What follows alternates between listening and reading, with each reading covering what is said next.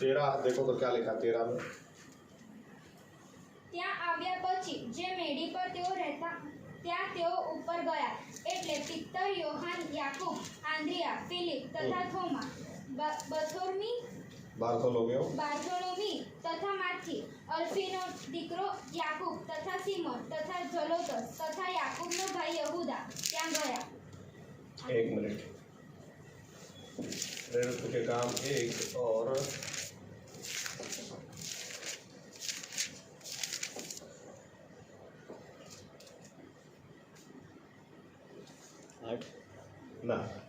14। એ સગળા સ્ત્રીઓ સહિત તથા ઈસુની માં મરિયમ અને તેના ભાઈઓ એક ચિત્તે પ્રાર્થનામાં લાગુ રહેતા હતા। ओके, पुराने नियम में निर्गमन 20 और 18।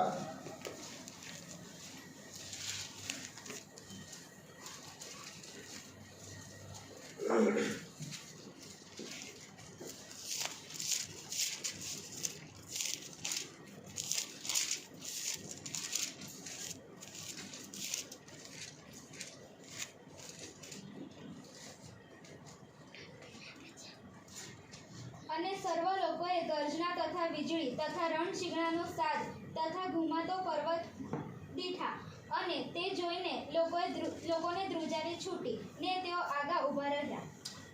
19, 10 और 11। 19वां अध्याय 10 और 11। बाकी आयत हम संदेश में देखेंगे। અને યહોવાએ મૂસાને કહ્યું કે તું લોકોની પાસે જઈને તેઓને આજે ને કાલે શુદ્ધ કર ને તેઓ પોતાના વસ્ત્ર ધુએ ને ત્રીજા દિવસને માટે તૈયાર થાય કેમ કે ત્રીજે દિવસે यहोवा सर्व लोगों ना देखता सीनाई पर्वत पर उतरશે। आइए प्रार्थना करें। हमारे जीवित परमेश्वर प्रभु यीशु मसीहा, हम धन्यवाद देते हैं आपको आज के दिन के लिए, इस समय के लिए हम धन्यवाद देते हैं प्रभु यीशु मसीहा। ये आज का दिन प्रभु यीशु मसीह और पेंटिकोस का दिन, आज का दिन हमें प्रभु यीशु याद दिलाता है कि आज कलीसिया को आपने जन्म दिया, पवित्र आत्मा के सामर्थ्य से जन्म दिया प्रभु यीशु मसीहा। और इसीलिए हम भूख और प्यास के साथ आपके पास आते हैं। इन वचनों के द्वारा आप हमसे भी बात करें, हमसे भी व्यवहार करें, ताकि प्रभु यीशु मसीहा हम भी आज प्रभु यीशु नया स्पर्श पाए, नई आशीष पाए और नए सिरे से आशीषित होकर ही यहाँ से जाने पाए। प्रभु यीशु मसीहा आप बोले, क्योंकि आपका वचन है। आप हमसे बात करें, आप हमसे व्यवहार करें और आपकी आत्मा आप हम पर उड़ेल दें। और प्रभु यीशु पवित्र आत्मा हमें वचन की सच्चाई में लेकर जाए और सच्चाई हमें मुक्त कर दे, ताकि जैसे हम हैं वैसे न रहें और हमारे जीवन बदल जाएं और बदले हुए जीवनों से आप ही को मान और महिमा मिले। ये प्रार्थना प्रभु यीशु मसीहा के नाम से हम करते हैं, आमीन। धन्यवाद। प्रभु यीशु बैठ सकते हैं।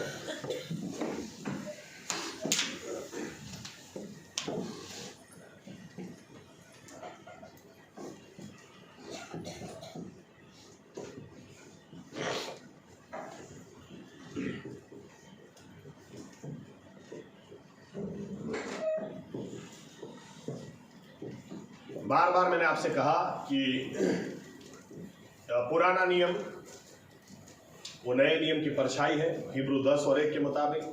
और इसलिए पुराने नियम से हम बहुत कुछ सीख सकते हैं, परछाई से बहुत कुछ सीख सकते हैं। अगर सीख ही नहीं सकते तो परमेश्वर ने दिया ही नहीं होता। आमीन, आमीन।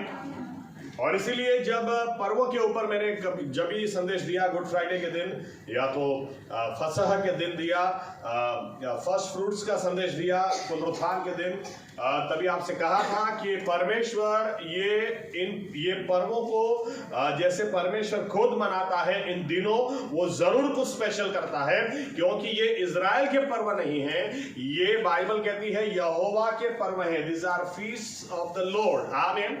और मैंने आपसे ये भी कहा था उस वक्त कि फीस्ट का हिब्रू जो वर्ड है उसका मतलब होता है अपॉइंटमेंट्स, यानी उन दिनों परमेश्वर जरूर कुछ करता है, जरूर कुछ स्पेशल करता है। अगर आप इतिहास में जाकर स्टडी करेंगे तो आपको इतनी सारी चीजें जानने को मिलेगी कि आपको आश्चर्य होगा। तो एनीवे, आज यही दिन है, आज डे ऑफ पेंटिकॉस्ट। हम जब कोई हमारा विश्वास पूछता है तो हम अपने आप को पेंटिकॉस्टल कहलाते हैं। लेकिन पेंटिकॉस्टल का मतलब क्या है? क्योंकि कई लोग इतने अज्ञान है कि पूछते हैं कि आपका बाइबल अलग है क्या? अरे बाइबल की बात है नहीं, अलग बाइबल की कहां से बात है? पेंटिकॉस्टल किसको बोलते हैं पहले तो ये समझना जरूरी है। परमेश्वर ने ये जो पर्व दिया था, गुजराती में 50 मानव दिवस, इंग्लिश में the day of Pentecost, Hebrew में शाव्योत। पेंटिकॉस्ट के दिन क्या हुआ? बाइबल कहती है परमेश्वर ने पवित्र आत्मा को उंडेल दिया और चेले पवित्र आत्मा से जब भर गए, वे पवित्र आत्मा से भरपूर होकर अन्य भाषा में बोलने लगे। आज जो लोग ये विश्वास करते हैं कि प्रभु यीशु कल, आज और युगानुयुग वैसा का वैसा है, आज भी ये अनुभव वो देता है, आज भी पवित्र आत्मा से भरता है, आज भी लोग अन्य भाषा बोलते हैं, वे लोग अपने विश्वास को पेंटिकॉस्टल कहलाते हैं। आमीन, आमीन।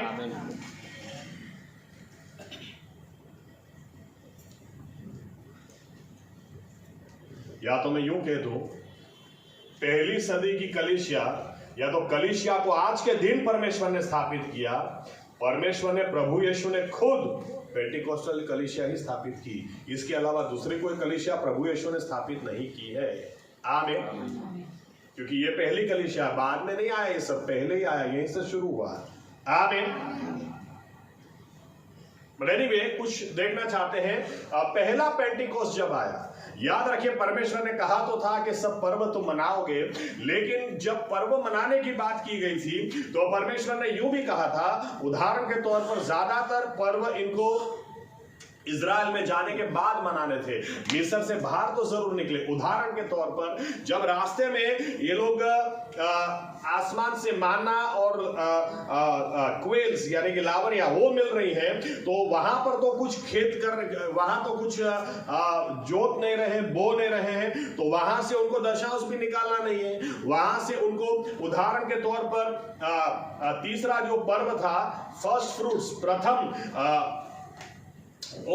कटाई जो पुनरुत्थान के दिन हमने देखा, या तो हमने सुना कि ये कटाई का पर्व था, लेकिन कौन सी बात को कटाई की जाती थी? जव की, बार्ली। बार्ली की कटाई होती थी। और पेंटिकॉस्ट जब आता था तब गेहूं की कटाई होती थी। ये कटाई का पर्व था। और याद रखें, बाइबल में तो बहुत कुछ दिया हुआ है। कभी हमको सोचना चाहिए कि जब लोग कटाई करते हैं ना, इसका भी पर्व मनाते हैं। हमारे इंडिया में भी पोंगल मनाया जाता है, ओणम मनाया जाता है, ये सब कटाई के पर्व हैं। आमीन। कहां से आया? किसने सिखाया कि कटाई का भी बनाओ? इतिहास में जाओ, थोड़ा स्टडी करो। आमीन। एनीवे, तो इसीलिए ज्यादातर पर्व इनको इजराइल में जाने के बाद मनाने थे, क्योंकि उस पर्व के दिन जब आपने जौ की खेती यानी बार्ली की खेती की ही नहीं है, तो आप उसकी पूड़ी कहां से बनाकर लाओगे? आमीन। उसी तरह से पेंटिकॉस्ट का दिन आएगा, तो पेंटिकॉस्ट के दिन ये लोग वैसे बोलते हैं, इतिहास में परमेश्वर ने कभी बोला नहीं था, कभी सिखाया नहीं था, लेकिन पता नहीं पहला ही पेंटिकॉस्ट जब इन्होंने मनाया, ऐसा रिकॉर्ड किया गया है कि पहले ही पेंटिकॉस्ट से ये लोग गेहूं की, पता नहीं क्यों, लेकिन 2 पूड़ी ले जाकर परमेश्वर के सामने रखते थे पहले से ही। यानी पहले से ही यहूदी और बिन यहूदी को परमेश्वर के सामने रखा जाता था, क्योंकि वचन में कहीं लिखा नहीं। लेकिन 2 ही तरह के लोग हैं, यहूदी और बिन यहूदी। आमीन। बाइबल कहती है, रोमनों का पत्र 1 और 16 में लिखा है, सुसमाचार में परमेश्वर की सामर्थ है। फिर लिखा है, पहले यहूदी के लिए, फिर ग्रीक के लिए, यानी यहूदी के लिए और बिन यहूदी के लिए। आमीन। तो पहला जब पेंटिकोस्ट आया तब इनको गेहूं ले जाने नहीं थे, क्योंकि गेहूं की खेती अभी की ही नहीं थी। अभी तो ये लोग मिस्र से बाहर निकले थे, लेकिन क्योंकि ये पर्व परमेश्वर के हैं, इसलिए ये पर्व परमेश्वर ने खुद मनाया। बाइबल कहती है कि जब पहला पेंटिकोस्ट आया, आप इसके लिए गिनती मार सकते हैं घर जाकर। निर्गमन 19वां अध्याय इसकी पहली आयत, ये लोग तीसरे मास के पहले दिन यहां पर पहुंचे लिखा है। और बाइबल कहती है ये लोग पहले मास के 14वें दिन, फसह 14वें दिन वहां से ये लोग निकले थे। अब इस दिन परमेश्वर उतर आकर मूसा से यूं कहता है, तेरे लोगों से कहे कि 2 दिन अपने आप को शुद्ध करें और तीसरे दिन सबके देखते में उतर आऊंगा। देखो बाइबल का परमेश्वर वो छुपा छुपा रहना नहीं चाहता है। आमीन। नेक्स्ट वीक भी इस विषय पर मुझे कुछ बोलना है, बहुत इंपॉर्टेंट बोलना है। लेकिन बाइबल का परमेश्वर वो छुपा छुप कर रहना नहीं चाहता, वो तो सबको दिखना चाहता है, सबको साथ बात करना चाहता है, सबको अनुभव देना चाहता है। आमीन।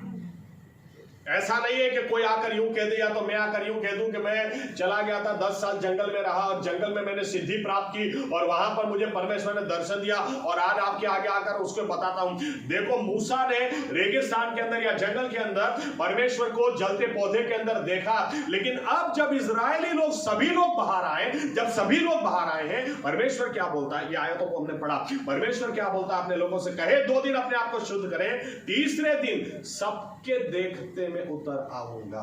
आमीन। ये परमेश्वर सबको दिखना चाहता है, सबको छूना चाहता है, सबके साथ बात और सबके साथ व्यवहार करना चाहता है। आमीन। अफसोस, लेकिन उस बार अफसोस कि लोग इतने डर गए, क्योंकि ऐसा लिखा है, क्योंकि ये पहला पेंटिकोस्ट था जब ये लोग मिस्र से बाहर निकले। याद रखना, पेंटिकोस्ट की गिनती परमेश्वर ने यूं बोला था कि तुम, because it was feast of weeks, अब इसको हिंदी में गुजरा अठवाडियाओं पर्व आपने कहिए, 7 अठवाडिया, 7 हफ्ते आपको गिनना है, यानी 39 दिन, और उसके बाद 50वां दिन वो पेंटिकोस्ट का दिन कहा जाता था। लेकिन कहां से गिनना है, आप अच्छी तरह से लूका 23 लेवीय व्यवस्था 23वां अध्याय पढ़ लेना। कई लोग पास्खा से या तो फसह से, पास ओवर से गिनती शुरू करते हैं। परमेश्वर ने पास ओवर से या फसह से गिनती नहीं दी थी, गिनती पुनरुत्थान से, तीसरे दिन से, वहां से गिनना है, वहां से 50 दिन गिनने हैं। इसीलिए संडे को पुनरुत्थान अगर हम मनाते हैं तो संडे से गिनोगे तो आज 50वां दिन होगा। ओके, 7 हफ्तों के बाद। तो ये सब गिनतियां बाइबल में दी हुई है। तो पहला पेंटिकोस्ट का दिन आया तो बाइबल कहती है परमेश्वर ने खुद मनाया। किस तरह से मनाया? परमेश्वर ने सबसे पहले क्या कहा कि मूसा अपने लोगों से कहे, मैं सबके बीच में उतर आना चाहता हूं, सबके सामने आना चाहता हूं। सब कौन से परमेश्वर ने तुमको बचाया? वो परमेश्वर तुमको मिलना चाहता है, चाहता है कि आप उसको देखो। आमीन। दूसरी बात क्या हो गई? दूसरी बात ऐसा लिखा है, दूसरी बात परमेश्वर ने, क्योंकि अब देखिए परमेश्वर की उपस्थिति आएगी। लोगों को कैसे पता चलता है इधर भूत है? कुछ होना चाहिए ना, दिख कोई नहीं रहा है, छम छम छम आवाज आ रही है, कुछ तो होना चाहिए कि नहीं? आमीन। ऐसे पता चलता है कि भूत है। तो परमेश्वर की उपस्थिति भी हो, जब परमेश्वर कहता है सबके देखते उतर आऊंगा, तो परमेश्वर तो आत्मा है, उतर आएगा तो पता कैसे चलेगा? बाइबल कहती है इसीलिए जब वो उतर आया ना, तो बाइबल कहती है वहां पर धरती कंप आ गया, वहां पर पत्थर उड़ने लगे, धुआं निकलने लगा, ताकि लोगों को पता चले वो आ चुका है। बाइबल कहती है ये देखकर लोग ऊपर से डर गए और दूर चले गए और मूसा को कहने लगे, मूसा तू जा और तू परमेश्वर से बात कर, हम तू कहेगा सुन लेंगे, हमको नहीं आना। ये लोग डर गए। बरसों के बाद देखो प्रभु यीशु ने यूं कहा था, मेरी कलीसिया मैं बांधूंगा और उसके खिलाफ हाडेस का जोर या नर का जोर नहीं चलेगा।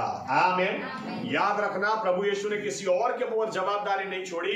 कोई पास्टर अगर यूं कहता है कि मेरा चर्च है तो वो गलत बात है, वो कलीसिया तो यीशु मसीह की है। आमीन। यीशु मसीह बांधता है, किसी के बाप का घर नहीं है, और अगर किसी किसी का है तो उसको छोड़ के निकल जाओ, क्योंकि ये कलीसिया थोड़ी सी प्रश्न आएगी, टिक नहीं सकती है क्योंकि किसी इंसान की है। लेकिन यीशु मसीह की जो कलीसिया है उसके बारे में यीशु मसीह ने कहा मेरी कलीसिया है, मैं इसको बांधूंगा और मैं बांधूंगा तो ऐसी बांधूंगा कि इसके खिलाफ शैतान का जोर कभी भी चलेगा नहीं। आमीन। और इसीलिए पेंटिकोस्ट के दिन, देखो किसी और दिन नहीं, पेंटिकोस्ट के दिन ही परमेश्वर ने आत्मा को उंडेला।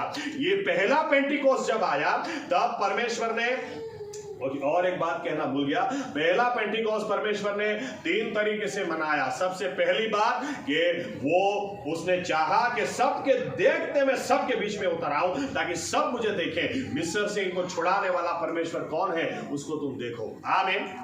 दूसरी बात क्या हुई कि वहां पर धरती कंपाया, उसने निशानी भी दी कि मैं आ चुका हूं। यहां पर बहुत अच्छी बात है, लेकिन अगर उन कुछ शब्दों को लेकर मैं डिटेल में जाऊंगा तो बहुत लंबा हो जाएगा। लेकिन किसी दिन आपके साथ पर्सनली बैठो तब बोलना। यहां पर एग्जैक्ट जो अनुभव हुआ वही पेंटिकोस्ट के दिन या तो कलीसिया के बर्थडे के समय हुआ। कुछ शब्द हैं जिनके बारे में कभी पर्सनली बात करेंगे। अभी तो परमेश्वर की उपस्थिति जब आई, दूसरी बात यह हो गई, सब हिला दिया बताने के लिए कि मैं आ चुका हूं। आमीन। तीसरी बात क्या हो गई? तीसरी बात यही दिन था जब परमेश्वर ने अपना वचन दिया। पहले ही उस उतर आते ही, चलो पढ़ते हैं निर्गमन 20 1 2 और 3। निर्गमन 20 1 2 और 3।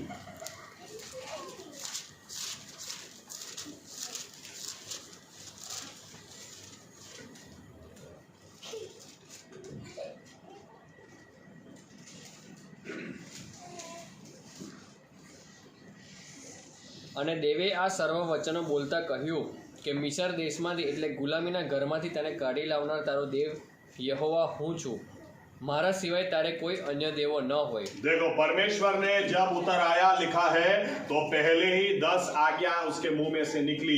उसने यहां पर परमेश्वर ने अपना वचन अपने लोगों को दिया। आमीन। पहला पेंटिकोस्ट जो था उस दिन परमेश्वर का वचन आया, लेकिन सबसे पहली बात क्या निकली उसके मुंह से? जिस परमेश्वर ने तुझे मिस्र से छुड़ाया उसके अलावा याद रखना दूसरा कोई परमेश्वर है ही नहीं। हालेलुया। अरे सो गए क्या? इधर ध्यान रखो, ध्यान અહીંયા રાખો। આમેન। ગેરજીને ઊંઘવાનું છે।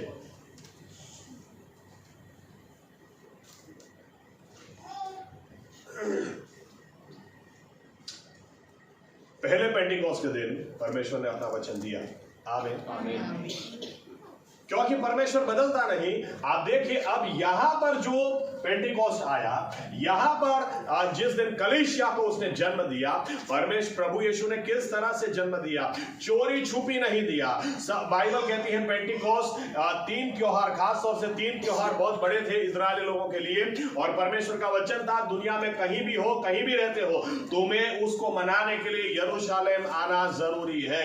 उसमें से एक पेंटिकोस्ट का त्योहार था, और इसीलिए ये इजराइल चारों बाजू से लोग यहां पर आए हुए थे, और यहां पर लोग आए हुए थे, इनके बीच में परमेश्वर ने इस तरह से आत्मा उंडेला कि बाइबल कहती है जब ये सभी लोग अन्य भाषा में बोलने लगे तो चारों बाजू डंका बज गया। चारों बाजू लोग इकट्ठा हो गए और कहने लगे दारू पिए हुए लोग हैं, सुबह सुबह दारू पिए। तब पतरस ने खड़े होकर कहा सुबह के 9 बजे हैं, यहां पर कोई दारू पिया हुआ नहीं है, लेकिन योएल नबी ने जो वचन दिया था वो वचन आज पूरा हुआ है। परमेश्वर ने अपनी आत्मा को हम पर उंडेल दिया है, और हर कोई व्यक्ति यहां पर आत्मा से भरपूर है। पहले पेंटिकोस्ट भी परमेश्वर की इच्छा थी सबके बीच में वो उतर आए और सब हिल जाए। जिस दिन पर प्रभु यीशु ने कलीसिया को जन्म दिया, कलीसिया पर पवित्र आत्मा उंडेला, उस दिन भी उसकी इच्छा ये नहीं थी चोरी छुपे कुछ हो जाए, 10 लोग कोने में जाकर बैठो और तुम वहां पर आत्मा से भर जाओ। नहीं, सबके सामने परमेश्वर ने यरूशलेम खींचोखींच भरा था, और 120 के ऊपर परमेश्वर ने अपनी आत्मा को उंडेल दिया। आमीन। आज भी हमारा परमेश्वर वो चाहता नहीं कि वो उसको तुम किसी कोने में रखो। कई बार हमसे एक गलती भी होती है, क्या करते हम लोग, या तो गलती बोलो या कुछ भी बोलो, कम ज्ञान बोलो, व्हाटएवर, कोई बीमार है, हम क्या बोलते हैं, काम करो, चर्च में लेकर आओ, हमारे पास्टर में प्रार्थना करेंगे, हम लोग सब साथ में मिलकर प्रार्थना करेंगे।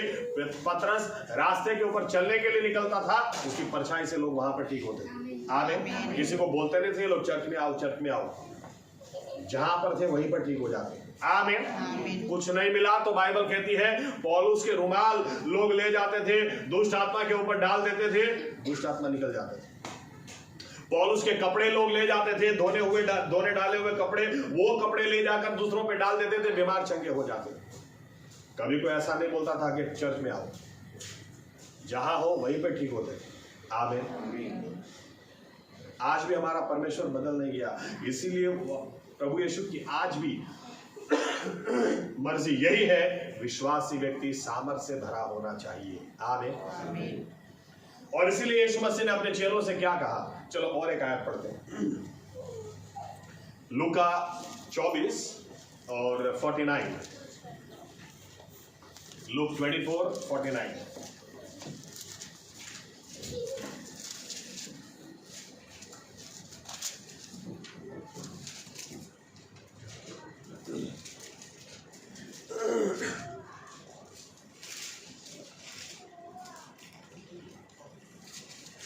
હું મારા બાપનું વચન તમારા પર મોકલું છું, પણ તમે ઉપરથી પરાક્રમે વેષ્ટિત થાઓ ત્યાં સુધી શહેરમાં રહેજો। देखो यीशु मसीह ने अपने चेलों से क्या कहा कि पिता का वचन तुम पर भेजूंगा मैं। प्रभु यीशु ने पवित्र आत्मा पर इतना जोर दिया, बाइबल कहती है पुनरुत्थान के बाद जब भी अपने चेलों से वो मिले, उन्होंने ऊपर जाने से पहले अपने चेलों से, ये प्रेरितों के काम 1 में भी ये लिखा है, उसने अपने चेलों से कहा जब तक पिता का वचन तुम पर मैं भेज नहीं दूं तब तक यरूशलेम छोड़ना मत। यूहन्ना बपतिस्मा शुरू से बोलता था मैं तो पानी से बपतिस्मा देता हूं, लेकिन मेरे पीछे जो आ रहा वो पवित्र आत्मा से और अग्नि से बपतिस्मा देगा। और यीशु मसीह अब बोलते हैं कि पुनरुत्थान के बाद अपने चेलों से बोलते हैं पिता का वचन मैं तुम पर भेज दूंगा, उसकी सामर्थ को भेज दूंगा, लेकिन जब तक नहीं भेजूं यरूशलेम छोड़ना मत। आमीन। आमीन। प्रेरितों के काम 1 और 8 में यीशु मसीह ने कहा कि पवित्र आत्मा जब तुम पर उतरेगी तुम सामर्थ को पाओगे ताकि तुम मेरे गवाह बन सको। आमीन। आमीन। यहां पर क्रिश्चियन या तो मसीही लोग ही क्या गवाह की तो बात ही छोड़ो। चलिए, इसीलिए हमको प्रार्थना करनी चाहिए प्रभु यीशु आपकी सामर्थ, आपकी आत्मा से मुझे भर दो। आमीन। क्योंकि यहां तक कह दिया तब तक शहर छोड़ना ही मत, तब तक जाना ही मत जब तक उसकी सामर्थ से तुम नहीं भर जाओ। काश हर विश्वासी इतना भूखा और प्यासा हो, प्रभु यीशु जब तक तुम्हारी सामर्थ मुझ पर नहीं उतरती मैं घर के बाहर क्यों जाऊं, मैं किसी के पास क्यों जाऊं, किसी जगह भी मैं क्यों जाऊं, आपकी सामर्थ से मुझे भर दो। आमीन। आमीन। पौलुस कहता है अपनी भाषा में, अपनी तरफ से बोलता है कोरिन्थियों के अंदर, जब भी मैं तुम्हारे सामने आया मैं मनोहर बातों को लेकर नहीं आया, पवित्र आत्मा की सामर्थ में आया बोलता है। आमीन। क्योंकि यही परमेश्वर की मर्जी है विश्वासी के लिए। आमीन।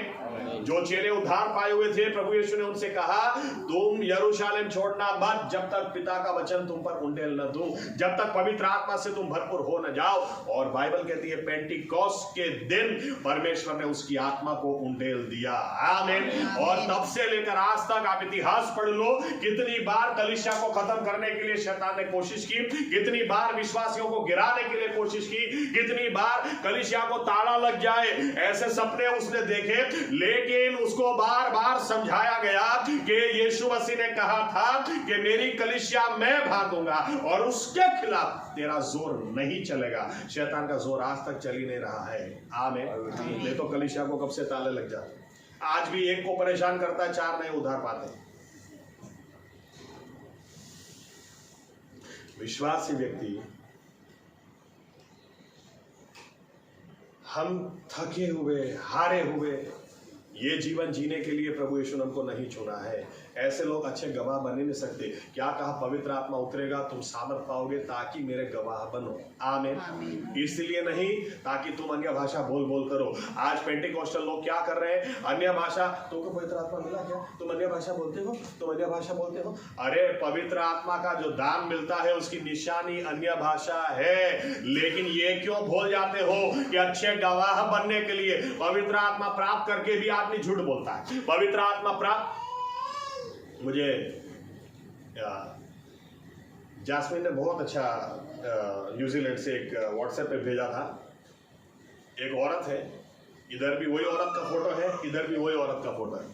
इधर है, लिखा है मैं सबसे ज्यादा अन्य भाषा बोलती हूँ, और फिर बाजू में मैं सबसे ज्यादा दूसरों की खुदाई भी मैं ही करती हूँ।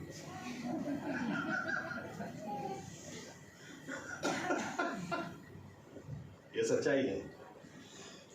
और लोग हमको देखकर पूछते हैं कि पवित्र आत्मा करते हैं, इनमें कुछ दम नहीं है, पवित्र आत्मा की क्या जरूरत है? उसके बिना तो हम अच्छा जी रहे हैं। उसके, मैं तो झूठ नहीं बोलता, ये तो आराम से झूठ बोल देते हैं। मैं तो कोई पॉलिटिक्स नहीं खेलता है तो आराम से पॉलिटिक्स खेलते हैं। तो पवित्र आत्मा की जरूरत ही कहाँ? हम तो उसके बिना अच्छे हैं भाई। पेंटिकॉस्टल लोग भी भूल जाते हैं क्या उद्देश्य प्रभु यीशु, किस उद्देश्य से प्रभु यीशु ने ये बात कही। पवित्र आत्मा को तुम प्राप्त करोगे तो तुम सामर्थ पाओगे। आमीन। क्यों? ताकि तुमको कोई ऐसा समझे कि क्या सेवक है भाई, क्या विश्वास है, नहीं, ताकि तुम मेरे गवाह बनो। आमीन। ताकि तुम मेरे गवाह बनो कि देखो मेरा परमेश्वर कैसा है। आज इस विषय में मुझे सिर्फ एक ही पॉइंट के ऊपर बोलना है, उसके ऊपर मैं आता हूं कि क्या गवाही हम दे रहे हैं, क्या गवाही हमारे पास है। हमारे पास गवाही, या तो गवाही होने के बावजूद भी हम गवाही नहीं देते, हमारा मुंह खुलता ही नहीं है। प्रभु यीशु ने कहा पवित्र आत्मा तुम पर उतरेगा और तब तुम सामर्थ को पाओगे, तब तुम मेरे गवाह बनोगे। कहां बनोगे? यरूशलेम में बनोगे, यहूदिया में बनोगे, समारिया में बनोगे, संसार के अंत तक बनोगे। यानी दुनिया के कोने तक तुम्हारी गवाही जाएगी और मुझे महिमा मिलेगी। आमीन। अब मैं आता हूं इस विषय के ऊपर।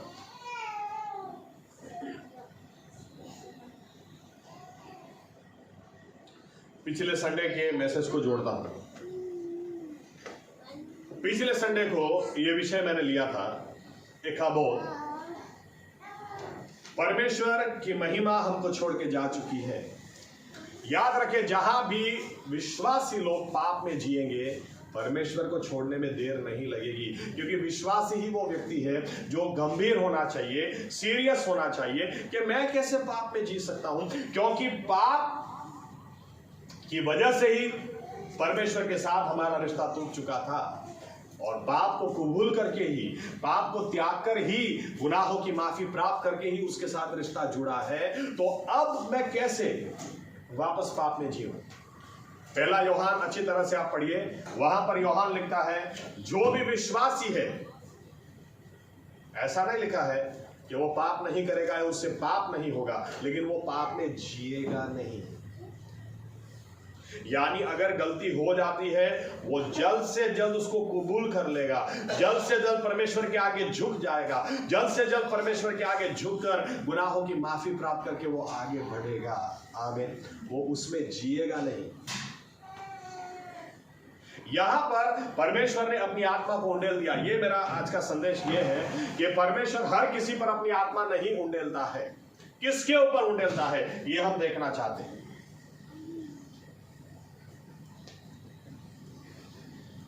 उसकी इच्छा तो सभी पर उंडेलने की है, क्योंकि वचन ऐसा था कि आखिरी दिनों में यूं होगा कि परमेश्वर यहोवा अपनी आत्मा को हर मनुष्य पर, सभी के ऊपर उंडेल देगा। ये वचन है। लेकिन फिर भी हम देखते हैं हर एक के ऊपर ये आत्मा नहीं उतरती है। किसके ऊपर उतरती है? बाइबल कहती है जब परमेश्वर पहले पेंटिकोस्त के दिन उतरने वाले थे, उन्होंने मूसा से क्या कहा? उन्होंने मूसा से पहले ये कहा, अपने लोगों से कहे कि 2 दिन वे अपने आप को शुद्ध करें।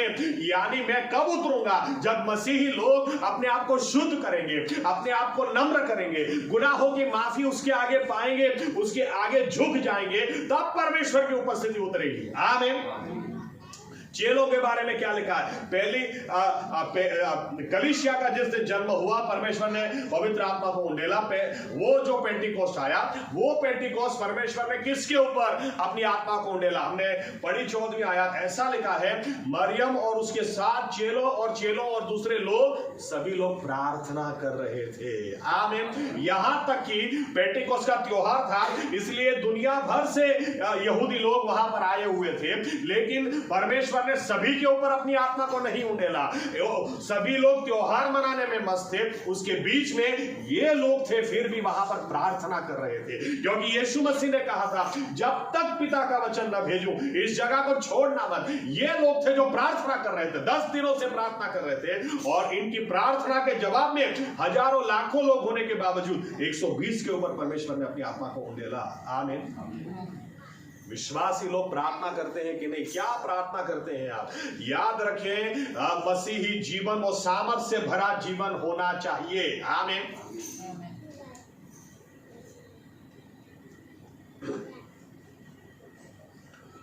आपके बैंक के अंदर 10 करोड़ रुपए क्यों ना हो, आप मोबाइल में कैंडी क्रश सागा खेलो, एक स्टेज क्लियर नहीं होगा ना तो भी आपको चैन नहीं आएगा। भले बैंक में 10 करोड़ रुपया, लेकिन नहीं रिश्ता 5 लाइफ चली गई, पैसा भर दो, लेकिन मेरे को ये स्टेज तो क्लियर करना है। विश्वासी का जीवन ऐसा हो, 10 करोड़ रुपए क्यों ना पड़े हो, लेकिन हारा हुआ जीवन उसको मंजूर नहीं होना चाहिए। आमीन। मुझे विजयवंत जीवन चाहिए, क्योंकि मेरा परमेश्वर, उसकी कब्र खाली है, आज भी वो जीवित परमेश्वर है। मुझे विजयवंत जीवन चाहिए। आमीन। और ये जीवन उसकी सामर्थ के बिना नहीं हो सकता, इसलिए विश्वासी को प्रार्थना बार बार करनी चाहिए। आज पेंटिकोस्ट का दिन है, इसका मतलब ये नहीं कि आज ही हम प्रार्थना करें और बाद में फिर छोड़ दें। सामर्थ से भरा जीवन होना चाहिए। आमीन। मेन पॉइंट अभी कौन सी एक बात? ओके, आयत पढ़ते हैं, चलो। भजन संहिता 51, 10, 11 और 12। भजन संहिता, दाऊद से पाप हुआ, और पाप होने के बाद जब वो पश्चाताप करता है, और पश्चाताप के स्वरूप ये गीत जब लिखता है, इसके कुछ बोल के ऊपर हम नजर डालना चाहते हैं।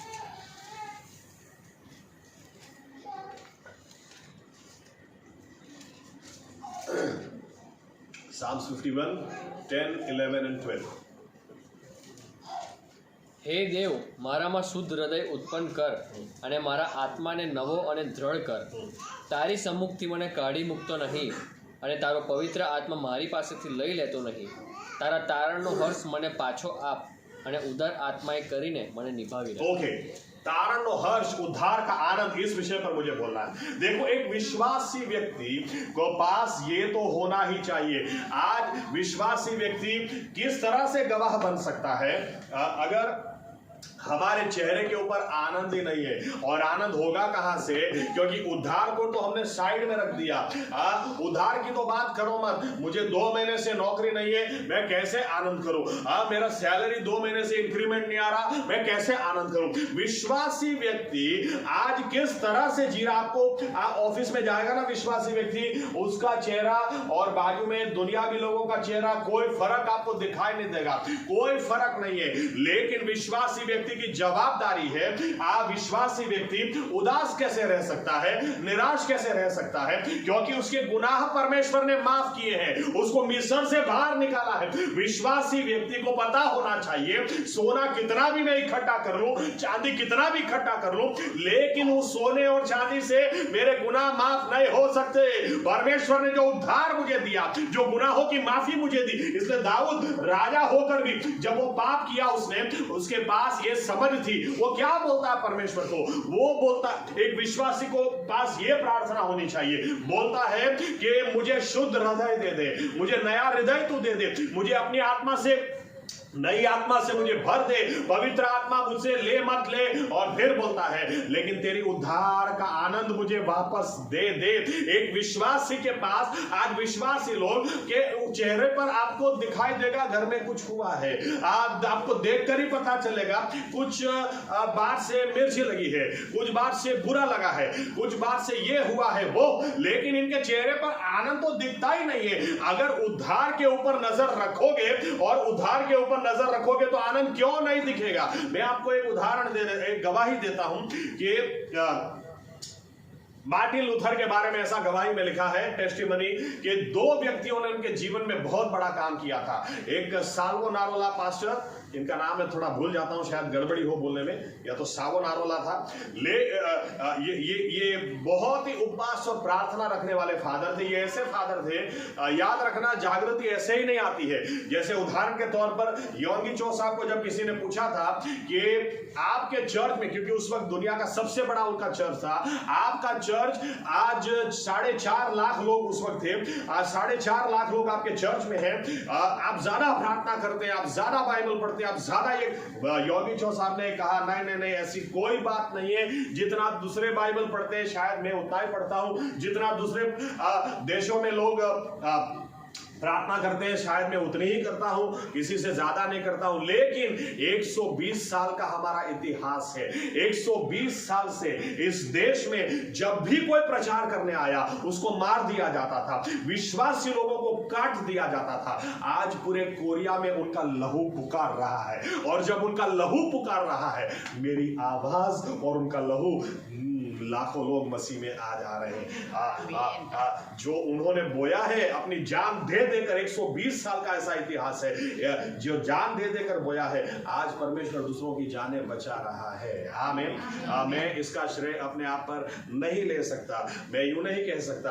एनीवे, मेरा कहने का मतलब यह है कि यहां पर जो बात हम देखते हैं या हमने जो देखी, दाऊद क्या कहता है, दाऊद यूं कहता है, या तो विश्वासी को पता होना चाहिए, विश्वासी व्यक्ति उसके गुनाह परमेश्वर ने माफ किए हैं। दाऊद बोलता है गुनाह माफ होने के बाद बात खत्म नहीं हो जाती, उद्धार का आनंद मुझे वापस चाहिए, वो आनंद दिखना चाहिए। आमीन। उद्धार, मैं बोलते बोलते भूल गया क्यों मैंने साउथ कोरिया का उदाहरण लिया, कौन सा पॉइंट था, एनीवे फादर नहीं, हाँ, yes, thank you so much, thank you. तो मार्टिन, ये सावोनारोला, ये फादर के बारे में पेंटिकोस्टल या प्रोटेस्टेंट जागृति ऐसे ही नहीं आई, ये उदाहरण था, थैंक यू सो मच। ये उदाहरण देने जा रहा था कि ये फादर के बारे में ऐसा इतिहास में लिखा है कि ये फादर जब बोलते थे तो रो रो कर बोलते थे, लोगों से कहते थे अरे फिरो अपने मार्गों से, पश्चाताप करो, वापस आओ, क्या जीवन जी रहे हो, क्या कर रहे हो। और फिर उनके बारे में लिखा है जब चर्च सर्विस खत्म होती थी, वो वहां पर जाकर सीढ़ियों के पास जाकर बैठ जाते थे। ये इतना उपवास करते थे, इनके शरीर में ताकत भी नहीं रहती थी, उधर ही हाथ रख के सो जाते थे। और फिर उनको कोई आकर बोलता था फादर चर्च का दरवाजा खोलो ना। क्यों? अरे फादर संडे है ना, तो चर्च सर्विस नहीं है, तो दरवाजा तो आपने ताला लगाया है। तो ये बोलते थे अरे अभी तो चर्च सर्विस खत्म की है। अरे फादर अभी खत्म नहीं किए, 1 हफ्ता हो गया, 1 हफ्ते से आप इधर ही पड़े। ऐसे जागृति नहीं आती। मार्टिन लूथर के पीछे ऐसे लोगों का हाथ था। दूसरा, जे आर्थर, इनके बारे में मैं बोलना चाहता हूं। ये भी एक फादर थे और इनको अपने आत्मिक जीवन से संतोष नहीं था। ये इतने भूखे और प्यासे थे, लेकिन समझ में नहीं आता था क्या करूं, कैसे करूं। और बाइबल के और इनकी गवाही में लिखा है कि एक दिन उन्होंने जब वे प्रार्थना कर रहे थे तो एक दिन उन्होंने परमेश्वर की आवाज सुनी और परमेश्वर ने कहा अगर तू जवाब चाहता है तो इसी वक्त तू चर्च में जा और बाहर जितने भिखारी लोग बैठे हैं वो भिखारियों के पास जाकर तू खड़ा रहे, वहां तेरी प्रार्थना का जवाब मैं तुझे दूंगा। और ये तुरंत निकल गए और वहां पर सभी भिखारियों को जाकर देखने लगे। उसमें से एकदम से इन्होंने एक भिखारी को देखा। ये भिखारी इतना खुश और इसके चेहरे पर इतना तेज था, जैसे ही उन्होंने देखा वो भिखारी ने भी इनको देखा। भिखारी तुरंत बोलता है फादर कुछ दे दो ना, 3 दिन से खाना नहीं खाया है। तो ये जाकर बोलते हैं झूठा, तेरे चेहरे पर इतना आनंद है, इतनी खुशी है। क्या झूठ बोलता है 3 दिन से खाना नहीं खाया? वो बोलता है नहीं फादर मैं सच बोलता हूँ, 3 दिन से खाना नहीं खाया। तो फादर बोलते अरे तू झूठ मत बोलना यार, सच सच बोल, तेरे चेहरे पर इतना आनंद और खुशी क्यों है? वो भिखारी क्या बोलता है, अरे भाई मुझे नहीं पता मेरे चेहरे पर क्या खुशी आपको दिखाई देती है, लेकिन एक बात आपको बताना चाहता हूं, मैंने अपना जीवन यीशु मसीह को दिया है, मैंने अपने गुनाहों की माफी पाई है, मैं उद्धार पाया हूं फादर, प्रभु यीशु ने मेरे गुनाह माफ किए। इसकी खुशी हो सकती है, लेकिन 3 दिन से खाना नहीं खाया, कुछ दे दो ना। तब लिखा है जे आर्थर को समझ में आया फादर बनने से गुनाह माफ नहीं हो जाते, प्रभु यीशु क्या पश्चाताप करना जरूरी है। आमीन। प्रभु यीशु के आगे पश्चाताप करना जरूरी है, उसके खून में नहाना जरूरी है।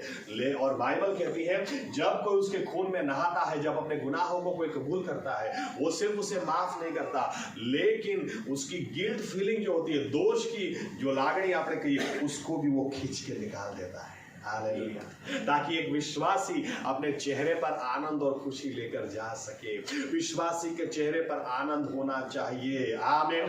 यहोवानो आनंद है मारू सामर्थ्य છે, बाइबल કહે છે, बाइबल कहती है the Joy of the Lord is my strength. और कहां आज हम हमारे चेहरे पर सब कुछ दिखता है, लेकिन आनंद किधर दिखता है? आनंद जब होता है ना, तो आनंद कैसे दिखता है? कोई पूछना चाहिए आकर, अरे भाई तुझे जॉब नहीं मिल गई क्या? अरे नहीं भाई जॉब तो मिल ही नहीं रही है, इतनी 10 नई जगह एप्लीकेशन दी, अरे तो इतनी खुशी कहां से? अरे हमारे पास जवाब होना चाहिए, मैं उद्धार पाया हुआ हूं, इसलिए मेरे पास खुशी है कि प्रभु यीशु ने मेरे हर गुनाह माफ कर दिए हैं। हालेलुया।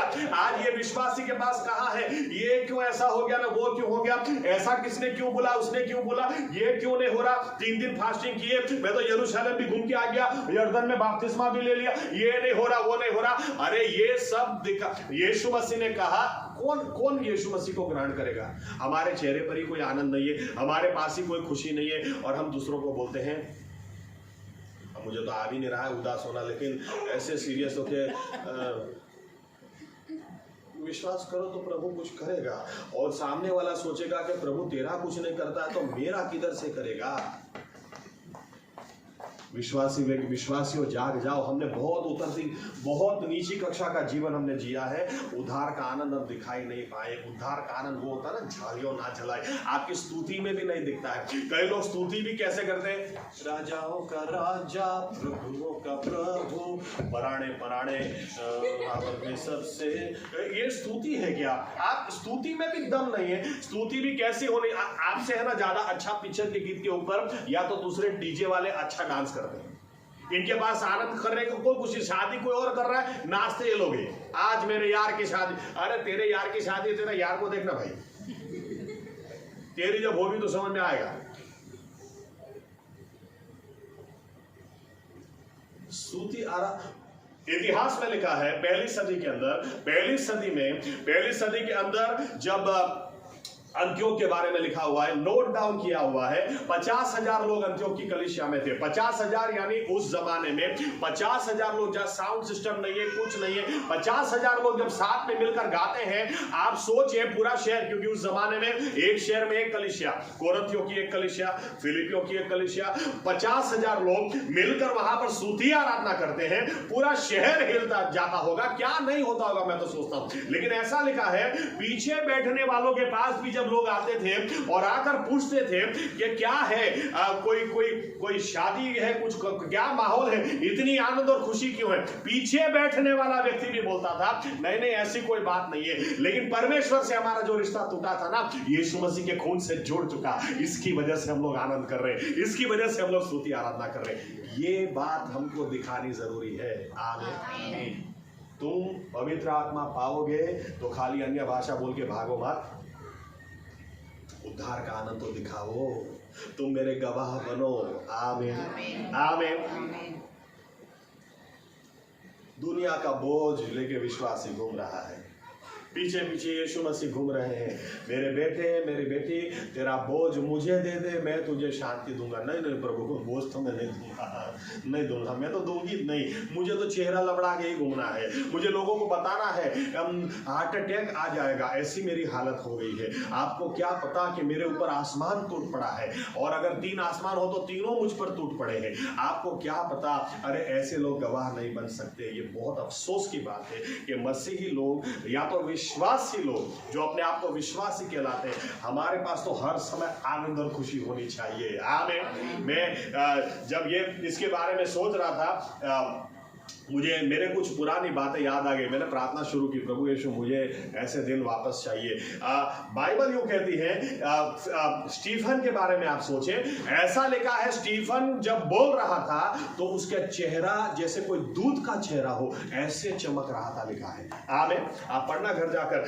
थोड़ी देर में तो ये लोग ने उसको पत्थर मार मार के मार दिया, लेकिन उसका चेहरा वो दूध की तरह चमक रहा था। विश्वासी का चेहरा चमकना चाहिए। ये तभी चमक सकता है जब आप बार बार प्रभु यीशु के आगे झुक जाओ और बार बार उसको कहो, उसके आगे नम्र हो जाओ।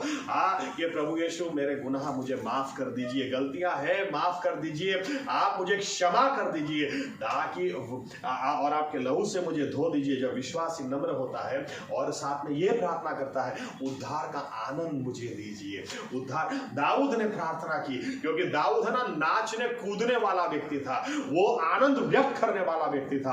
वो आपने गुजराती में कहते झालियो ना झलाए, उसको पकड़ के रखो तो भी नहीं, मुझे लगता है उसको कुर्सी के साथ बांध दो तो कुर्सी के साथ भी नाचना शुरू कर दे, क्योंकि उसको उद्धार का आनंद था। इसलिए आगे की आयत घर जाके पढ़ना, वो यूं बोलता है, तू मेरे गुनाह मुझे माफ कर दे, बस मैं दुनिया के बीच में तेरी स्तुति आराधना करूंगा। सभी लोगों को, जातियों को इकट्ठा करके उनके बीच में मैं तेरे नाम की बढ़ाई करूंगा। मैं चुप नहीं बैठ सकता, क्योंकि मुझे उद्धार का आनंद वापस मिला।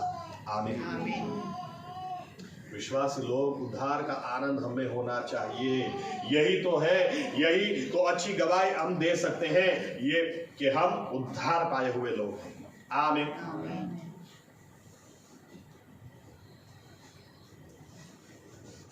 मैंने कहा मेरे पुराने दिन कुछ मुझे याद आए। मुझे याद आ गया एक दिन जब मुझे कहा गया था कि हिंदू बहन थी, उनकी दोनों किडनी फेल थी, और मुझे कहा कि आप दवाखाने प्रार्थना करने के लिए जाओगे। और जब मैं गया और वहां पर बैठकर मैं उनकी लड़की, क्योंकि वो तो बेहोश थी, इसलिए मैं उनकी लड़की के साथ बात कर रहा था। जब उनकी लड़की के साथ मैं बात कर रहा था, वो लड़की मुझे थोड़ी देर में बोलती है, बस एक मिनट। मुझे लगा उसका कुछ फोन आता होगा या क्या, बैठा रहा, कुछ नहीं।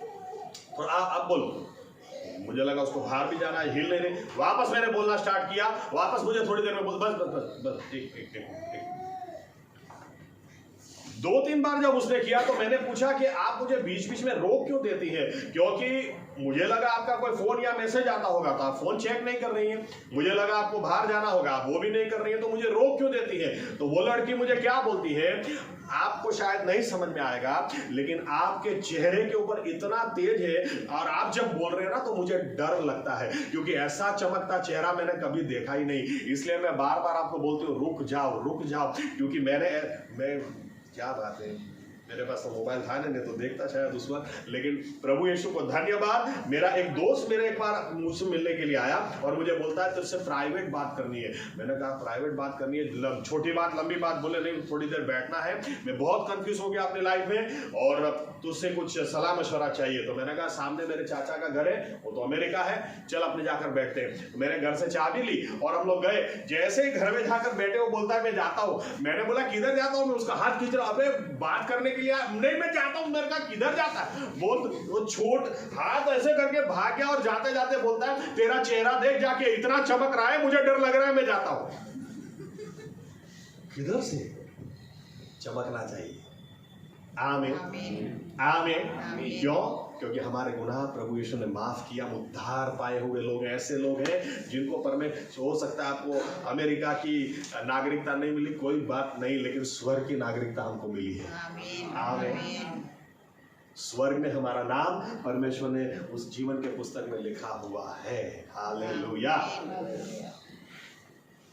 दाऊद की तरह हम भी प्रार्थना करें, प्रभु यीशु मसीह मेरे गुनाह को आप माफ कीजिए। मैं तो मान ही नहीं सकता कि हमारे जीवन में गुनाह ही ना हो और फिर भी हम लोग चेहरा लबड़ा के घूमे। अरे गुनाह नहीं होना तो दिखता है। आमीन। परमेश्वर के साथ रिश्ता हो तो दिखता है। आमीन। बाइबल कहती है भिखारी बैठा था, लंगड़ा व्यक्ति 40 साल से, लेकिन पतरस ने जब उसको हाथ पकड़कर कहा मेरे पास सोना चांदी नहीं है तुझे देने के लिए, यीशु नासरी के नाम से उठ और चलने लग। और बाइबल कहती है ये आदमी, पतरस और यूहन्ना चल के जा रहे, ये आदमी उनके पीछे चलता नहीं था, कूदता था, नाचता था, क्योंकि 40 साल से उसको बंधन में रखा गया था। 40 साल के बाद वो चलना पहली बार सीखा था। आमीन। विश्वासी व्यक्ति, जब आपको पता हो आपके गुनाह माफ हुए तो कितनी खुशी होनी चाहिए, कितना आनंद होना चाहिए। लेकिन अगर नहीं है तो मिल सकता है। हमारा परमेश्वर, सामसून के बारे में ऐसा लिखा है, सामसून के बारे में परमेश्वर का वचन यूं बोलता है, सामसून परमेश्वर का अभिषेक दास था, और जब परमेश्वर की आत्मा उस पर उतर आती थी वो अलग ही व्यक्ति हो जाता था। लेकिन एक दिन बाइबल कहती है सब उसने गंवा दिया, सब कुछ। जो पलिस्ती लोग उससे डरते थे, वही पलिस्ती लोग उसको एक दिन पकड़कर आंखें निकाल ली, जानवर की जगह उसको बांध दिया चक्की पीसने के लिए। एक आदमी जो इजराइल की आशा था आज कुछ भी नहीं रहा। मैंने पिछले हफ्ते आपसे कहा, पाप विश्वासी व्यक्ति को हंसी और मजाक के स्थान में ले आएगा। इसीलिए विश्वासी व्यक्ति को पाप को धिक्कारना चाहिए, या कभी हो गया तो तुरंत उसको कबूल कर ले, तुरंत उसमें से बाहर आ जाए। पाप में जियोगे तो आज नहीं और कल आपको अफसोस करना ही पड़ेगा, आपको शर्मजनक परिस्थिति में आना ही पड़ेगा। सामसून बहुत ही शर्मजनक परिस्थिति में आ गया, लेकिन परमेश्वर को धन्यवाद कि हमारा परमेश्वर का स्वभाव वो बहुत ही अलग है। आमीन। अगर आपने 5 बार किसी के साथ कुछ गलत किया और 6ठी बार आप जाकर बोलोगे कि मुझे एक बार और बस खाली 10,000 रुपए की मदद कर दो, वो देखो आपको पूरी 5 हिस्ट्री सुनाएगा। पहली बार तू 5,000 ले गया मेरे पास से, आज दूसरी बार तू 20,000 ले गया मेरे पास से, आज तक तो वापस दिए नहीं, तीसरी बार तो 50,000 तुझे दिए, उसका तो कोई हिसाब किताब नहीं है, चौथी बार ये, 5वीं बार तक शर्म आती है कि नहीं ये वापस आ गया मेरे। लेकिन हमारा परमेश्वर ऐसा नहीं है। परमेश्वर ने सामसून से यूं नहीं कहा आज के बाद तेरा मेरा कोई रिश्ता नहीं, आज के बाद मेरा नाम भी मत लेना। लेकिन बाइबल ऊपर से यूं कहती है कि जब सामसून ने यूं कहा कि परमेश्वर एक बार और तेरी आत्मा मुझ पर उंडेल दे, एक बार और, एक और आखिरी बार तू मुझ पर तेरी आत्मा उंडेल दे, ताकि मैं दिखाऊं कि तू कैसा है, तेरा मेरा परमेश्वर कैसा है। हालेलुया। और परमेश्वर ने ना नहीं बोला, बाइबल कहती है आखिरी बार। अब तो वो अंधा था तो क्या हो गया, लेकिन उसके पास पश्चाताप था। आमीन। बाइबल कहती है परमेश्वर ने अपनी आत्मा उस पर इस तरह से उंडेल दी। मैं तो कई बार कल्पना करता हूं कि पता नहीं उस जमाने में कैसा भव्य मंदिर ये लोग ने बनाया होगा कि 3,000 लोग ऊपर, इतने हजारों लोग कैसे रह सकते हैं टेरेस के ऊपर, कितना बड़ा मंदिर होगा। लेकिन उसके मेन पिलर्स जो कितने मजबूत होंगे वही सामसून ने गिरा दिए, सब कुछ धराशायी हो गया। उसकी प्रार्थना थी एक बार और। परमेश्वर ने यूं नहीं कहा कितने मौके तुझे दिए, सुधरता तो है नहीं क्या, एक बार और, एक बार और नहीं। लेकिन परमेश्वर हमारा ऐसा नहीं है। आमीन। लेकिन आइए ये चैलेंज हम लें कि कोई भी व्यक्ति जब हमको देखे ना, उद्धार का आनंद हम पर दिखना चाहिए। आमीन। और नहीं दिखे तो हम एक कोने में चले जाएं, हमारे गुनाहों को कबूल करें, यीशु मसीह से कहें प्रभु यीशु मसीह बहुत बड़ी गलतियां मैंने की है, या तो बाइबल सही से नहीं पढ़ा, प्रार्थना बराबर नहीं की, जो भी हमारी गलतियां उसको कबूल करें, नया निर्णय लें और वहां से आए। मैं सच कहता हूं, रोता हुआ व्यक्ति वहां जाएगा लेकिन हंसता हुआ आएगा। आमीन। आमीन। निराश व्यक्ति जाएगा लेकिन आस से भर कर आएगा। और जब ये लोग देखेंगे तब परमेश्वर की महिमा हमारे द्वारा होगी। आमीन। पहली सदी में बाइबल कहती है, या इतिहास भी हमको कहता है, हर चेला मारा गया। अरे हर चेला मारा गया तो किधर से कलीसिया बंद हो गई? ये तो ऊपर से बढ़ी, लोगों को पकड़कर सिंहों के सामने डाल दिया जाता था, तो किधर से कलीसिया बंद हो गई? विश्वासियों को पकड़ के पोल के ऊपर, थांबला के ऊपर इनको पकड़ के बांध दिया जाता था, केरोसिन डालकर जला दिया जाता था। लेकिन बाइबल अभी हमको और आपको पकड़ा हो तो तेरा खानदान खड्डे में जाए, तेरा ये हो, तेरा वो हो, तेरा वो, जितना भी अभी तक विश्वासी बनने के बाद बंद कर दिया था एकदम बैलेंस में आ जाएगा। सुन तू, अब तो सुन। लेकिन बाइबल कहती है, इतिहास हमको कहता है, ये लोग आनंद, ये लोग को जला दिया गया तो भी आनंद करके मरे हैं। आमीन। इनके आनंद की वजह से दूसरे लोग सर खुजाते थे, यार ऐसा कैसे हो सकता है, कोई किसी को हमने जला दिया है, घर पे बीवी होगी, घर पे बच्चे होंगे, या तो माँ का एक बेटा होगा, हो सकता है विधवा होगी, उसका एक का हमने इसको मार दिया, इसको जला दिया, इसके बाद इतना खुशी कैसे हो सकती है। यही तो हमको गवाह, इस तरह से ही तो गवाह बनना है। आमीन। घर जाकर पढ़ना, प्रेरितों के काम 5वें अध्याय में भी ऐसा लिखा है, चेलों को पकड़ा और चेलों को पकड़ के मारा, पीटा, और खबरदार जो यीशु मसीह के नाम में बोला लिखा है। तो क्या लिखा पता है, वहां पर ऐसा लिखा है, जब मारा ना पीटा ना, तो ये लोग अपने भाइयों के बीच में जाकर इतने आनंद और खुशी से बोलते, बोले यीशु मसीह के नाम की वजह से हमको पड़ी, यीशु मसीह के, और हमको पड़ी तो मैं तो दोबारा नहीं जाऊंगा भाई, क्या बुरा करना चाहो, मेरे को तो इतना पीटा है, चला भी नहीं जा रहा बराबर, ना उठा जाता ना बैठा जाता। लेकिन इनके बारे में लिखा है, आनंद से बता रहे थे कि हम नसीबदार लोग हैं, कि हमको यीशु मसीह के नाम की वजह से पड़ी। कितनी सौभाग्य की बात। आज ये मसीहत कहीं ना कहीं खो गई। आज पेंटिकोस्ट के दिन ये मसीहत हमको वापस चाहिए। आमीन। आमीन। हो सकता है 3 दिन खाना क्यों ना मिला हो, लेकिन फिर भी चेहरे पर उद्धार का आनंद दिखना चाहिए। आमीन। हो सकता है कितनी प्रार्थना की तो भी अभी अच्छी नौकरी नहीं मिल रही, तो भी चेहरे पर उद्धार का आनंद दिखना चाहिए। आमीन। हो सकता है कितनी प्रार्थनाएं अभी तक जवाब नहीं लाई, लेकिन यीशु मसीह ने कहा, पवित्र आत्मा जब तुम पर उतरेगी, तुम सामर्थ को पाओगे और मेरे अच्छे गवाह बनोगे। आमीन। आमीन। आमीन। इस विषय पर मैंने कहा बहुत कुछ बोला जा सकता है, मैंने सिर्फ आज एक ही विषय लिया है, उद्धार।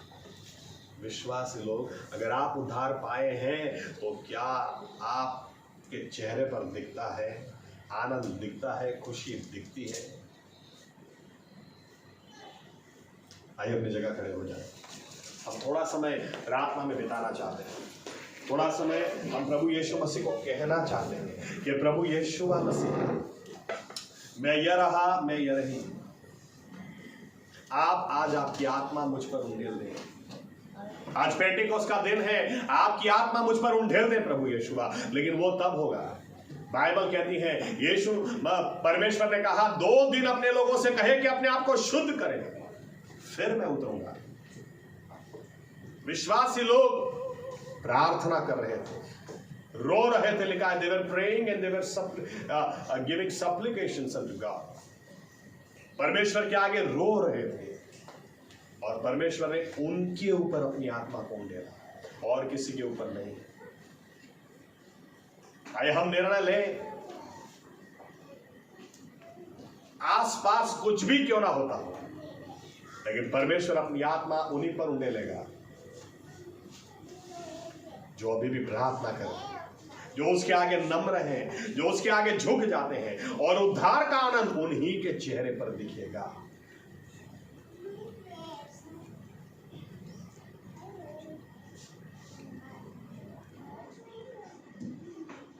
धन्यवाद प्रभु यीशु, धन्यवाद प्रभु यीशु,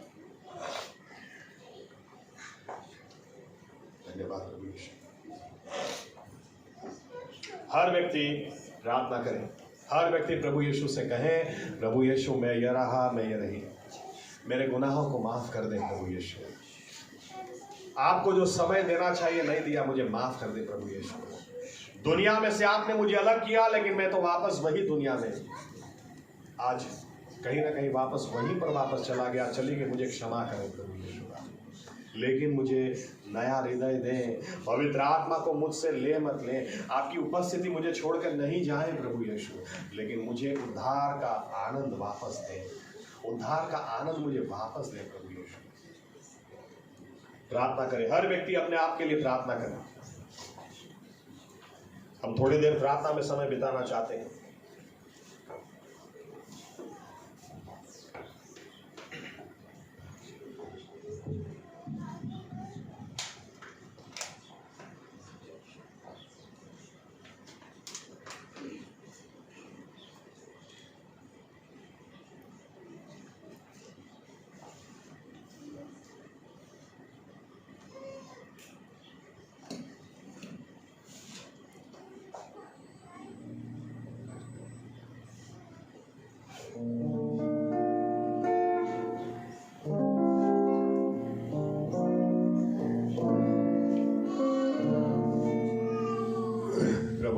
मसीह, मेरे गुनाहों को आप क्षमा करें प्रभु यीशु। आपने मुझे उद्धार दिया जो न सोने से मिल सकता, न चांदी से मिल सकता, न किसी भी कीमती द्रव्य से मिल सकता। लेकिन प्रभु यीशु मसीह, वो उद्धार का आनंद आज मेरे पास नहीं है, मेरे ही गुनाहों की वजह से।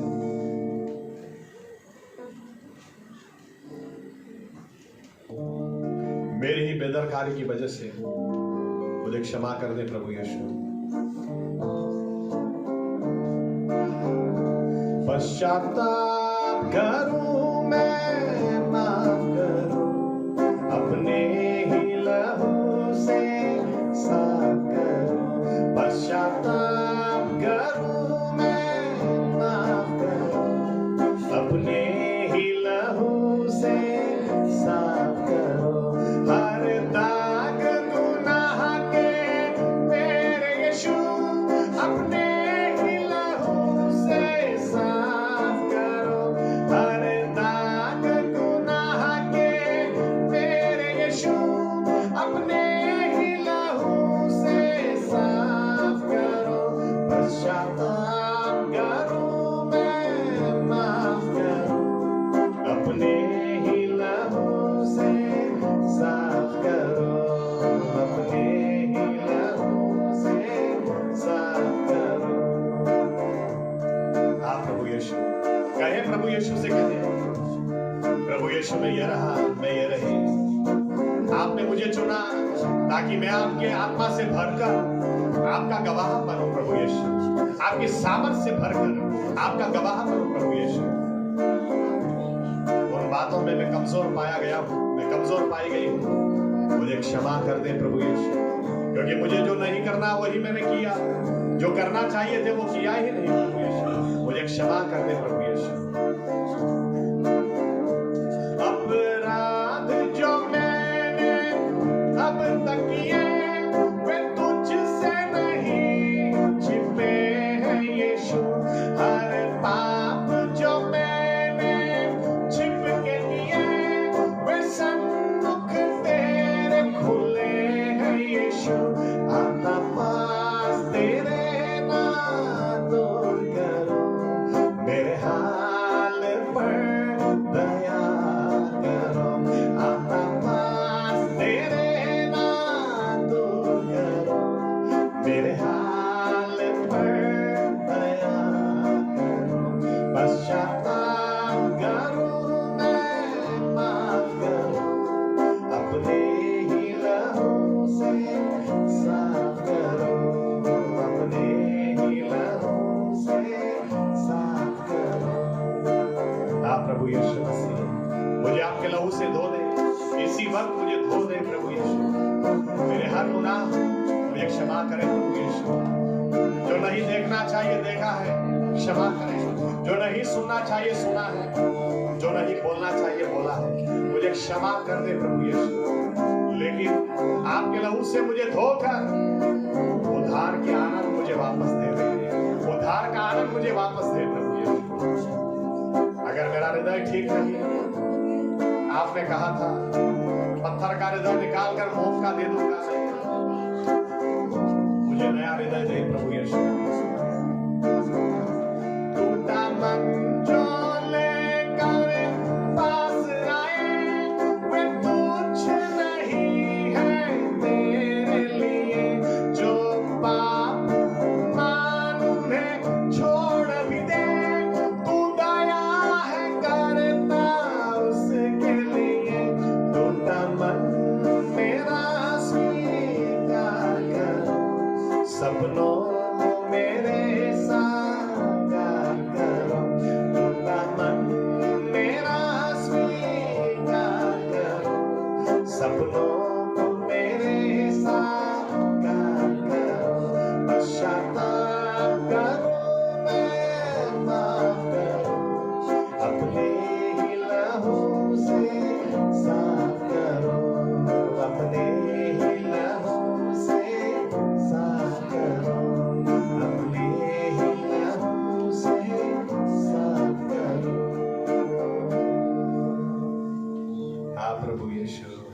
प्रभु यीशु, हाँ प्रभु यीशु। अगर हमने प्रार्थना दिल से की है, दिल की गहराई से,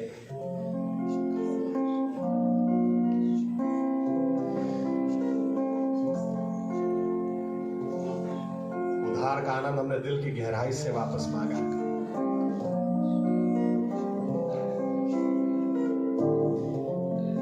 तो ये बाइबल का परमेश्वर बोलता है, देख मेरा हाथ तो आज भी छोटा हो नहीं गया कि मैं तुझे बचा ना सकूं, मेरा कान आज भी बहरा नहीं हो गया कि तेरी प्रार्थनाओं को मैं सुन न सकूं, लेकिन तेरे पाप मेरे और तेरे बीच में दीवार के समान खड़े हैं।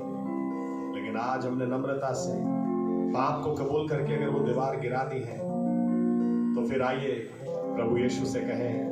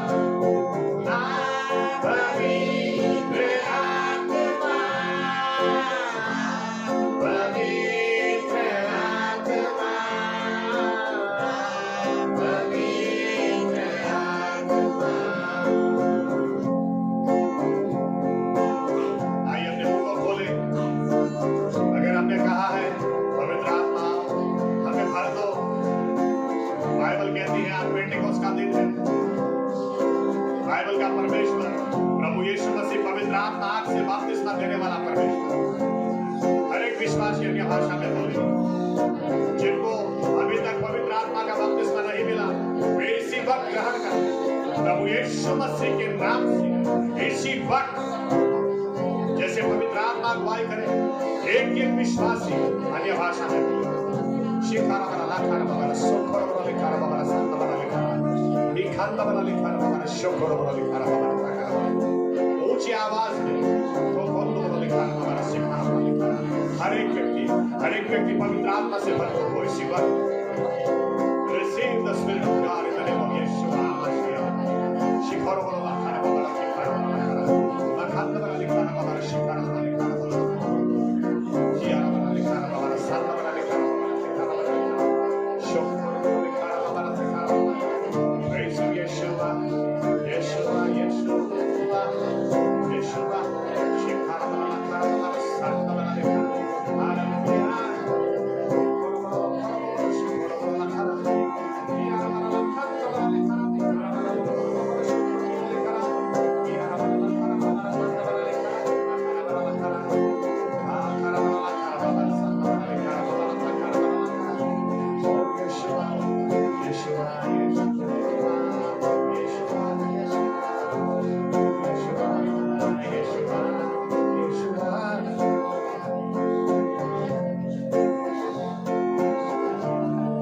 जो चाहते हैं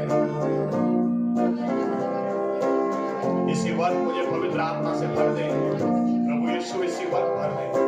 अगर अभी तक आपको अनुभव नहीं मिला, आप आगे आ जाए, बहनें इस तरफ आए, भाई इस तरफ आए। वक्त चाहिए। प्रभु यीशु मुझे नए सिरे से छू ले, नए सिरे से मुझे अपनी आत्मा से भर दे। मैं आपका अच्छा गवाह बनना चाहता हूँ प्रभु यीशु, आपकी सामर्थ से भर जाना चाहता हूँ प्रभु यीशु। ज्यादा टाइम वेस्ट नहीं करेंगे। अगर आप चाहते हैं तो फिर आगे आए, आगे आए।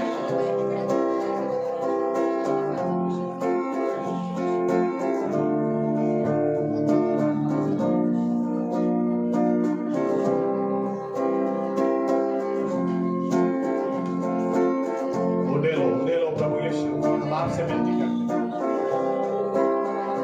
पवित्र आत्मा का बपतिस्मा आप भी दे सकते हैं। मैं पानी से देता हूँ, लेकिन जो मेरे पीछे आ रहा है वो पवित्र आत्मा से और आग से बपतिस्मा देगा। और रखा सीखा रहा लिखा सखा का बड़ा लिखा बड़ा थका बड़ा लिखा। Hallelujah यीशुआ यीशुआ यीशुआ यीशुआ।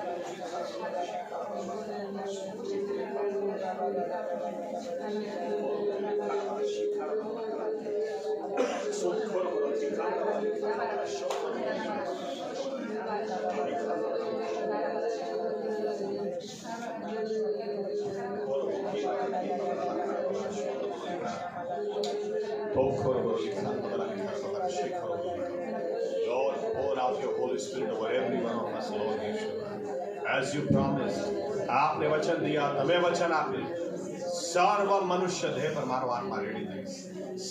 I'll pour out my spirit on all flesh. Here we are, Lord यीशु, हम ये रहे, हमें आ रहा हमारे पर तुम्हारो आत्मा रेड हो, तुम्हारा आत्मा थी भरी दो प्रभु यीशु, तुम्हारा सामर्थ्य थी भरी दो प्रभु यीशु। Lord, we really need you, Lord Yeshu. We want to live a victorious Christian life. વિજયવાન ખ્રિસ્તી જીવન અમને જીવવા કૃપા આપો પ્રભુ યીશુ। એના માટે જ અમને તમારી જરૂર છે, તમારા સામર્થ્યની જરૂર છે પ્રભુ યીશુ। ભરી દો પ્રભુ યીશુમાં મસીહા, અમને સર્વને ભરી દો પ્રભુ યીશુ। ધન્યવાદ પ્રભુ યીશુ, ધન્યવાદ પ્રભુ, ધન્યવાદ, ધન્યવાદ પ્રભુ યીશુ, ધન્યવાદ પ્રભુ યીશુ, ધન્યવાદ પ્રભુ યીશુમાં મસીહા, ધન્યવાદ, ધન્યવાદ। बाइबल कहती है पवित्र आत्मा ने जैसे अगुवाई दी वैसे वे बोले। आपकी भाषा में मत बोलिए, पवित्र आत्मा आपको क्या अगुवाई देता है वो भाषा आप बोलिए। अन्य भाषा पवित्र आत्मा की भाषा है। बाइबल कहती है परमेश्वर के अलावा कोई समझता नहीं, क्योंकि ये परमेश्वर की भाषा है। आप जानते हैं वो भाषा नहीं बोले, जो पवित्र आत्मा इस वक्त आपको अगुवाई करेंगे वो भाषा आप बोले। चेलों ने वही किया। तो धन्यवाद प्रभु यीशु, धन्यवाद प्रभु यीशु, धन्यवाद प्रभु यीशु, धन्यवाद प्रभु यीशु मसीहा, धन्यवाद प्रभु यीशु मसीहा, धन्यवाद प्रभु यीशु, धन्यवाद।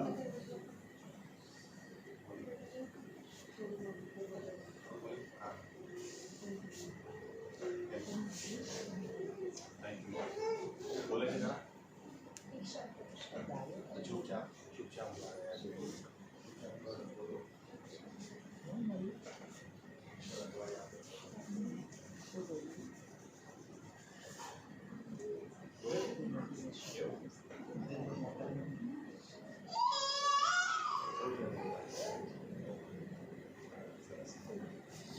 ओके, कोई बात नहीं, अपनी जगह जा सकते हैं।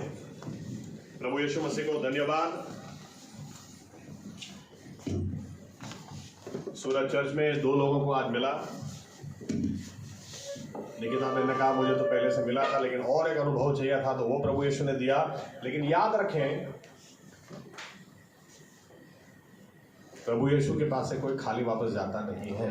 आमीन। आप ये प्रार्थना चालू रखें, प्रभु यीशु मुझे और सामर्थ से भर दें। आमीन। ऐसा नहीं है कि सिर्फ चर्च सर्विस में ही।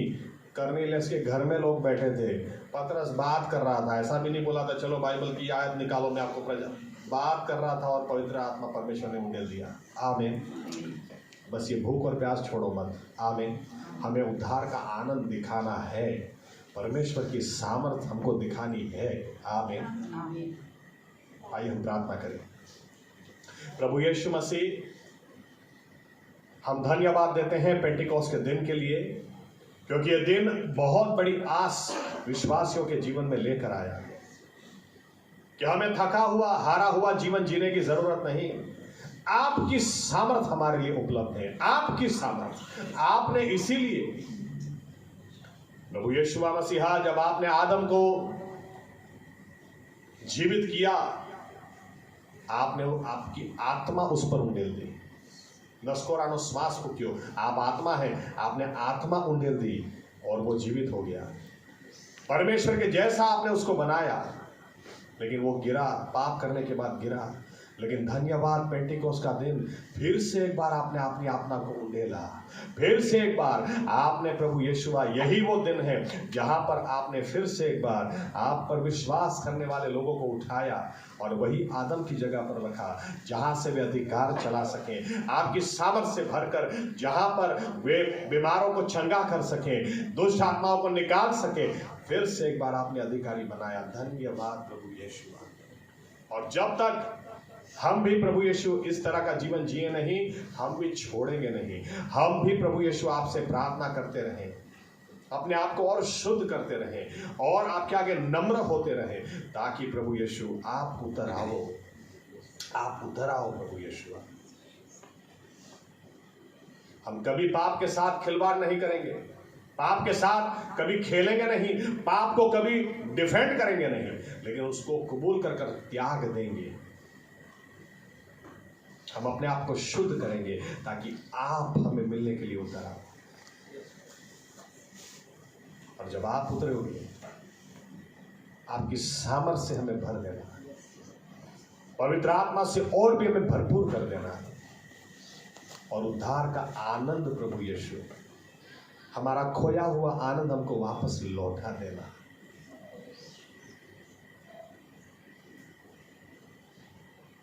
ताकि लोगों के बीच में हम अच्छे गवाह बन सकें, हम इस बातों के गवाह बन सकें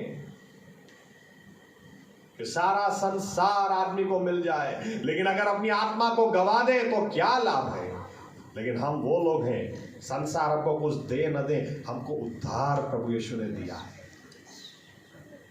उसने अपना बेटा बेटी कहलाने का अधिकार हमें दिया है। प्रभु यीशु अच्छे गवाह बनने के लिए आज के बाद हमें अनुग्रह दें, और हम भी इन बातों को भूल न जाएं। इसलिए अपने हृदयों में आपकी लहू से इन बातों को हम सील कर देते हैं। आपके पवित्र नाम की बढ़ाई करते हुए ये प्रार्थना प्रभु यीशु मसीह के नाम से करते हैं, आमीन। ओ आकाश माना हमारा बाप, તમારું નામ પવિત્ર મનાવો, તમારું રાજ્ય આવો, જેમ આકાશમાં એવા પૃથ્વી પર તમારી ઈચ્છા પૂરી થાવ। દિવસની અમારી રોટલી આજ તમે અમને આપો, અને જેમ અમે અમારા ઋણોને માફ કર્યા છે તેમ તમે અમારા ઋણો અમને માફ કરો। અમને પરીક્ષણમાં ન લાવો, પણ ભલાઈથી અમારો છૂટકો કરો, કેમ કે રાજ્ય તથા પરાક્રમ તથા મહિમા સર્વકાળ સુધી તમારા છે, આમીન। હવે આપણા તારનાર પ્રભુ યેશુવા મસીહા કે જેમણે 50માના દિવસે પોતાનો આત્મા રેડી, પવિત્ર આત્માને રેડી દઈ અને મંડળીને જન્મ આપ્યો, જેમણે કહ્યું મારી મંડળી હું બાંધીશ અને એની સામે હાડેસની સત્તાનું જોડ નહીં ચાલે। એ જ પ્રભુ યેશુવા મસીહાની કૃપા, આપણા આત્માઓની કાળજી હમણાંથી સદા સર્વકાળ સુધી રાખશે, આમીન। ધન્યવાદ પ્રભુ યેશુ, ધન્યવાદ।